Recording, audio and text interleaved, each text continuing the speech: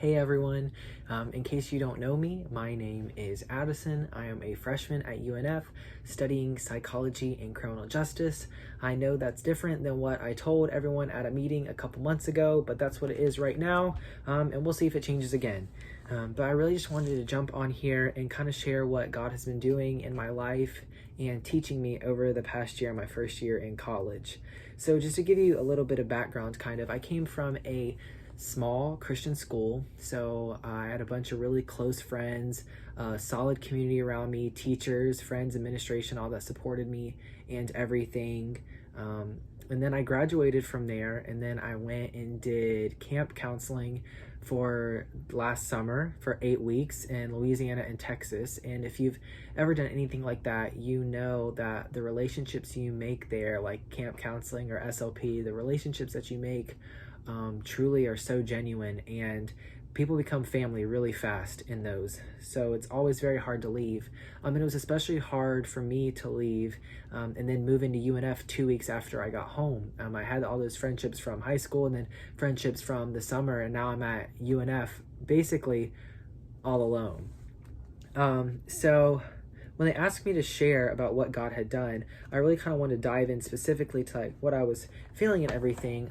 So I went back to my journal from last semester, and a lot of people use journals to kind of talk about what they feel and process that. But the reason I really like it is that it allows you to go back and see where God has brought you from. It allows you to really see what you were going through and see where God has provided in your life and what he's brought you through.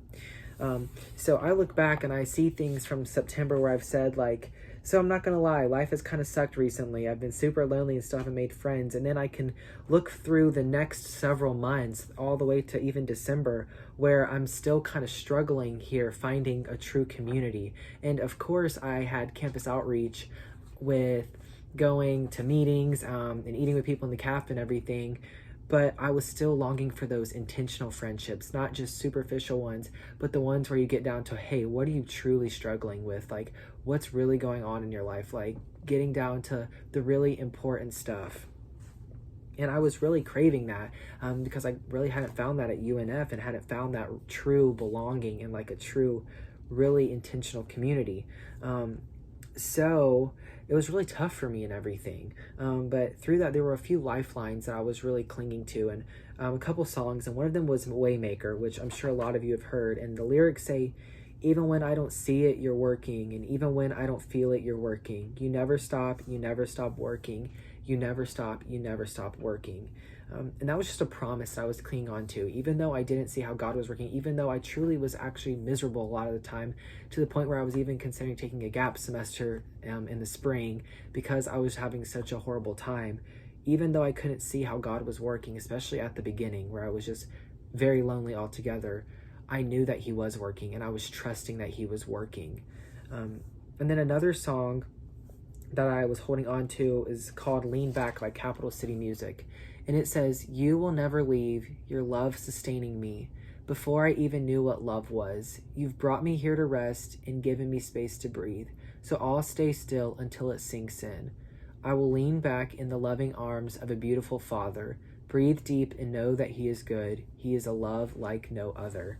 This is just another thing that, though I wasn't finding this belongingness in people, and I think this is what God was trying to teach me, is I was going back to a father. I was finding my value, and I was finding my place in him, and I was just leaning back in his arms.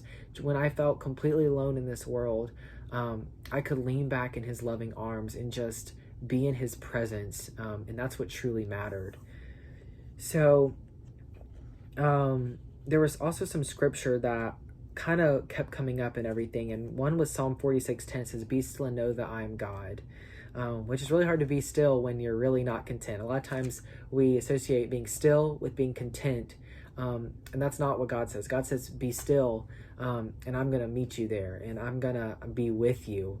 And a lot of times we're like, no, I have to get there, and then I'll be still. But God just wants us to be still, and then he meets us. And another one was Philippians 4:6-7 that says, do not be anxious about anything, but in everything, by prayer and supplication with thanksgiving, let your requests be made known to God, and the peace of God, which surpasses all understanding, will guard your hearts and your minds in Christ Jesus. This is just a promise that I was hanging on to because I kept praying, and sometimes I felt like my prayers were not getting through the roof of my car or my dorm room or wherever I happened to be at the time. Sometimes it just felt like it wasn't happening, but I needed peace because I really was struggling, and I was just holding on to it and kept praying. And then finally, one really important one is Isaiah 55:8-9, which says, "For my thoughts are not your thoughts, neither are your ways my ways, declares the Lord. For as the heavens are higher than the earth, so are my ways higher than your ways, and my thoughts than your thoughts." And that's definitely not easy. I mean, I wanted immediate results, but God had a greater plan. And kind of transitioning into what God taught me overall through all of this, and how it really applies to what we're going through right now. There were a couple of sermons that I heard throughout the semester. One was at the beginning, and my pastor at church was talking about the woman at the well and how Jesus was offering living water that would not leave you thirsty, that would truly quench your thirst. And he posed this question, why do we keep coming back to the same wells that don't quench our thirst? And this is a lot of things that it can be, but one thing that it was really hit home for me was these friendships. I was looking for my value in people. I was looking for my belongingness in people, when truly I should have been looking for it in God. That I was like, my community's been stripped, therefore I don't really have anything. I don't have a belonging anymore. But God was really like, no, you belong in me. Like, friendships shouldn't be that idle. Like, you find your worth in me. You find your true, like, love in me. And another one was at the end when Jesus meets Jacob when he turns into Israel and he's all alone. And the pastor posed this question. He said, you can either get alone and get to work with God, or you can try to make it all about you. Then God will make you alone and get to work on you.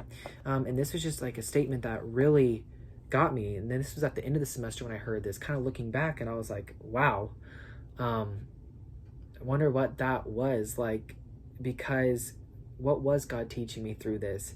And then it was those idols were being stripped away, that I needed to find my belonging in him ultimately.